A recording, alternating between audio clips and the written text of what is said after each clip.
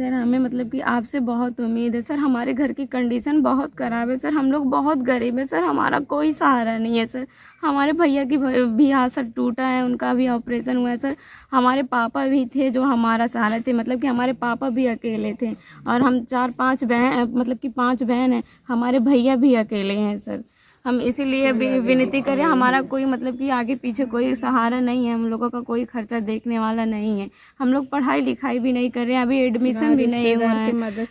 हमारे गांव रिश्तेदार वाले हैं कि कुछ मदद कर रहे हैं कि सर हम लोग खा जी रहे हैं। हमारे घर में इतना पैसा नहीं है कि हम लोग खुद से खरीद के खा सकें, अपने घर का खर्चा चला सकें। दोस्तों नमस्कार, आप देख रहे हैं डाटा रिपोर्टर न्यूज़ में आशीष चौधरी। इस समय मैं वहीं मौजूद हूँ। ये वही जगह है जहां पर एक बिटिया भीम आर्मी चीफ चंद्रशेखर रावण जी से न्याय की गुहार लगा रही थी। बड़ी खुशी की बात है कि यहाँ पे भीम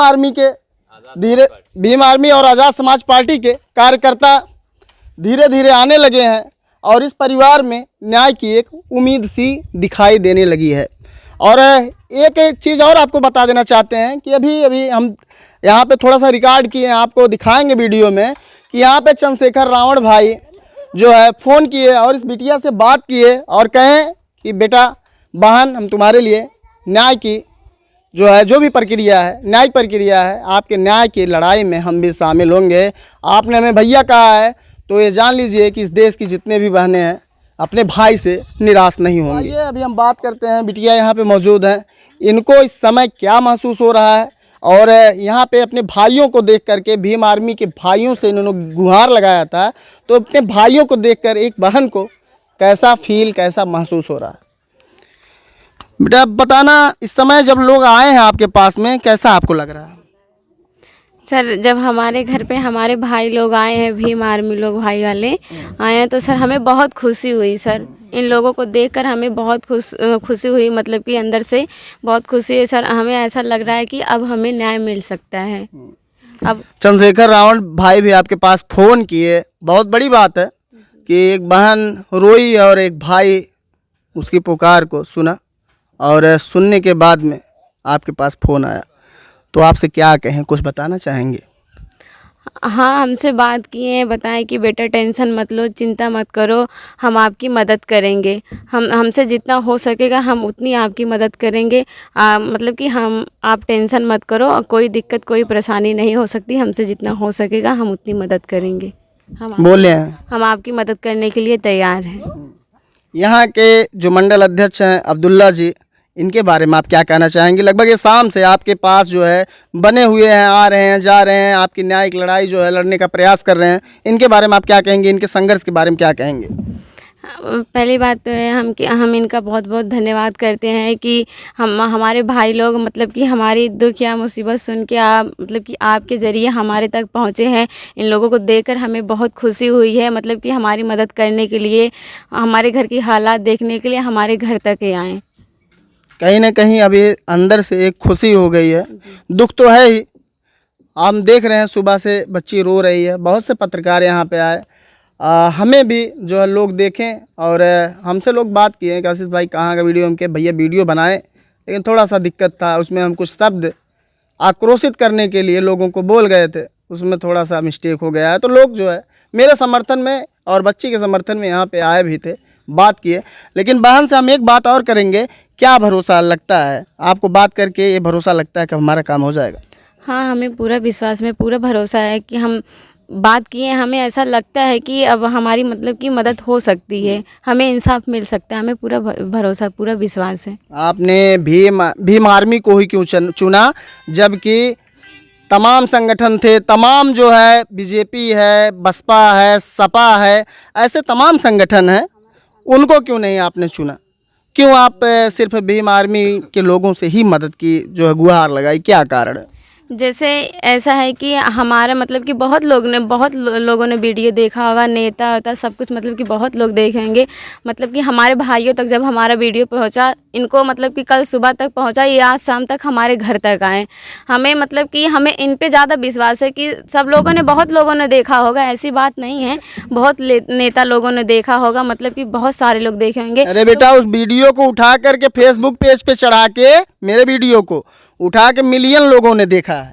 तब मिलियन लोगों ने देखा है, लेकिन हमारे घर तक तो कोई नहीं आया ना भैया। हमारे घर तक जो आएंगे हम उन्हीं के बारे में बोलेंगे ना। ये लोग हमारे भाई लोग हमारे घर तक आए, हमारे लिए मतलब कि बहुत कुछ किए, हमारे भाई से बात करवाएं और हमारे लिए बहुत हमारा सपोर्ट करने के लिए कह रहे हैं, हमारा साथ दे रहे हैं। तो इस टाइम हम इन्हीं लोगों को देखेंगे, इन्हीं लोगों का एहसान मांगे। क्या कहेंगे इस समय जो वर्तमान सरकार है उनसे क्या कहना चाहेंगे कि ऐसे सरकार का रहना किस तरह से समाज के लिए जो है किस तरह का संदेश देता है?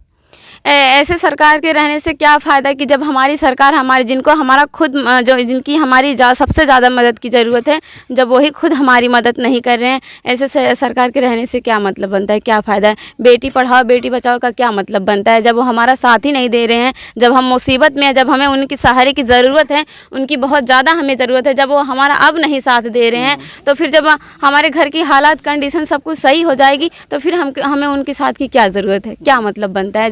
जब हमारे दुख में नहीं साथ आएगा, वो हमारे सुख में साथ देकर क्या कर सकता? सुनने में आ रहा था कि भीम आर्मी के संगठन में सलाउद्दीन जो मुख्य आरोपी है, आपके मामले में जो मुख्य आरोपी है सलाउद्दीन, और ये भी सुनने में आया कि भीम आर्मी में कहीं ना कहीं मुस्लिम भी हैं जी ना।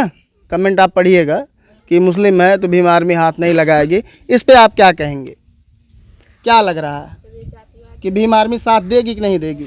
देगी सर, देगी। ये जातिवाद जात नहीं देखती भीम आर्मी? नहीं, ये जात अगर ये जात देखते तो नहीं आते। जो लोग जात देख रहे हैं वो लोग नहीं आए हैं। ये हमारे भाई लोग ने जात नहीं देखी तो इन लोगों ने हमारे घर तक आए हैं। ये हमारी दुख भरी कहानी सुने हैं, हमारे सामने आज हमारे भाई लोग बैठे हैं। तो हमें इनसे बड़ा सर कोई नहीं दिख रहा है, क्योंकि इन लोगों को हमारी परेशानी लगी कि ये हमारी बहन लोग जो हैं इस समय दुख में हैं, संकट में हैं। तो हमें जाना चाहिए, हमारे भाइयों को अपने बहन के पीछे मतलब कि खड़ा होना चाहिए आगे, कि उनको लगेगा जब हमारे भाई लोग हमारे साथ खड़े रहेंगे तो हमारा सर और मतलब कि हमारी और बुद्धि बढ़ेगी, हमारे अंदर और मतलब कि सर वो क्रोधित आएगा कि हमारे भाई लोग अभी हैं इस दुनिया में, मतलब कि इज्जत है सर, बहनों की इज्जत है इस दुनिया में, अभी ईमानदारी जिंदा है। हमारे भाई लोग जब हमारा सपोर्ट करेंगे तो उनकी बहन लोग और ज़्यादा आगे बढ़ सकती हैं, अपने पापा के लिए लड़ सकती हैं। अगर हमारे भाई लोग हमारा सपोर्ट करेंगे तो हम अपने पापा को ज़रूर इंसाफ दिला सकते हैं। हमें पूरा विश्वास है अपने भाइयों पे। जिनको जो बहुत से लोग होते हैं, अगर बहुत से नेता के लोग होंगे, क्या उन लोगों ने वीडियो नहीं देखा? अगर उनके अंदर थोड़ी सी मतलब कि दया होती या माया होती, कुछ भी ऐसा होता। देख सकते हैं कहीं ना कहीं जब बच्ची रो रही थी तो दुख के आंसू थे, लेकिन आँख इस समय इसकी भरी हुई है। इस समय भाइयों को देख करके खुशी के जो है आंसू हैं।